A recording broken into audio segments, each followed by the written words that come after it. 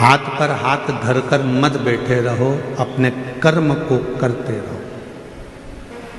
और एक ना एक दिन ऐसा आएगा कि आप अपनी मंजिल तक पहुंचोगे। ये शिव पुराण कहती है। व्यक्ति कर्म ही ना करे और सोचे कि मुझे मंजिल मिल जाए तो ये बहुत कठिन है। समंदर, समुद्र अच्छे से अच्छे जहाज को भी डुबा देता है।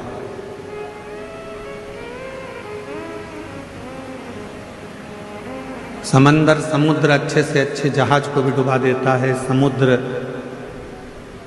बड़े से बड़े नौका को, बड़े से बड़े जहाज को और बहुत कुछ डुबो देता है, बहुत कुछ। जब अपनी वाली पर यदि समुद्र आ जाए तो बड़े बड़े शहर को भी डुबो देता है।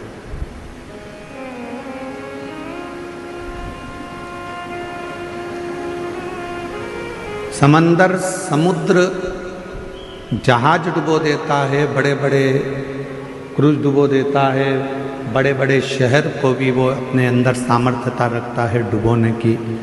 पर समंदर, समुद्र एक घास के तिनके को डुबो नहीं पाता है। एक घास का तिनका, एक तिनका ऐसा होता है घास का जिसको समुद्र डुबो नहीं सकता। किसी ने समंदर से कहा, समुद्र से कहा कि तुमने पूरा जहाज डुबो दिया, तुमने पूरी बस्तियां डुबो दी, तुमने कई शहर डुबो दिए, तुमने कई नगर डुबो दिए, ना जाने तुमने कितना कितना जहाज, कितने कितने क्रूज अंदर डुबो दिए, और तुम एक घास का तिनका नहीं डुबा पा रहे। एक घास का तिनका तुम डुबा नहीं सके। तो समुद्र ने कहा, ये घास का जो तिनका है ये एकदम हल्का, एकदम हल्का, और ये जो घास का तिनका है ये परमात्मा पर समर्पित होकर रहता है, इसलिए इसको डुबा नहीं सकते। हल्का। भारी कौन है? जिसको लगता है कि मैं कर रहा हूं, मैं करा रहा हूं या मैंने करा है। हल्का कौन है?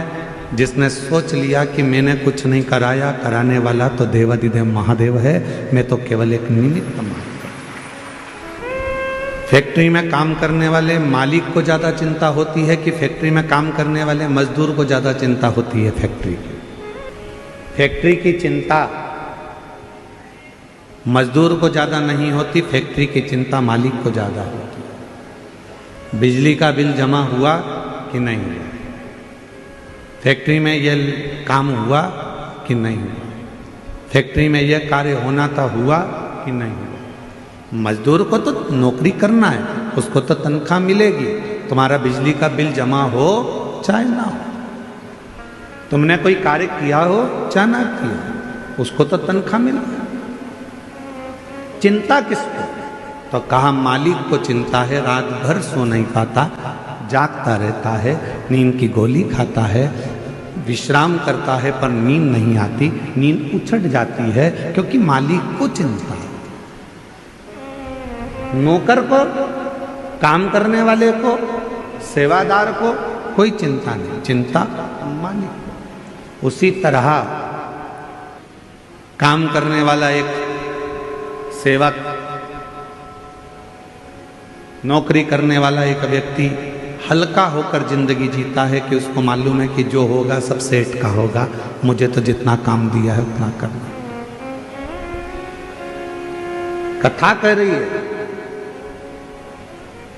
शिव महापुराण की कथा वर्णन कर रही है। जो तिनका होता है घास का, समुद्र कहता है इस घास के तिनके ने भी ये सोच लिया कि हवा उड़ा कर ले जाएगी तो चला जाऊंगा, पानी गिर जाएगा तो गीला हो जाऊंगा, फिर सूखूंगा, फिर बढ़ूंगा। मैं अपने आप में नहीं, मैं उस परमात्मा पर आश्रित होकर जीता हूं, इसलिए मुझे कोई डुबा नहीं पाता। समुद्र में भी सामर्थ्यता नहीं है कि घास के तिनके को वो डुबो दे। उसी तरह संसार में किसी की सामर्थ्यता नहीं है जो शंकर को एक लोटा जल चढ़ाने वाले को डुबो दे। ये किसी की सामर्थ्यता नहीं। शिव नाम सुनने वाला, भगवान शंकर का भजन करने वाला, शिव स्मरण करने वाला, श्री शिवाय नमस्तुभ्यम बोलने वाला, शंकर को एक लोटा जल चढ़ाने वाला, जब भगवान शंकर की शरणागति ग्रहण कर लेता है तो उसके परिवार की, उसके घर की, उसके कुल की पूरी चिंता शिव की हो जाती है। फिर हमारी चिंता नहीं।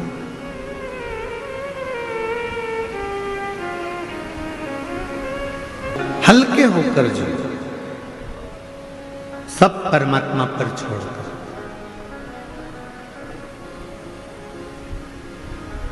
जितने हल्के हो गए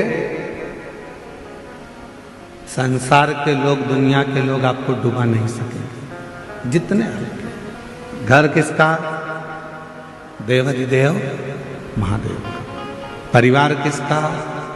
बोलते जाओ, महादेव।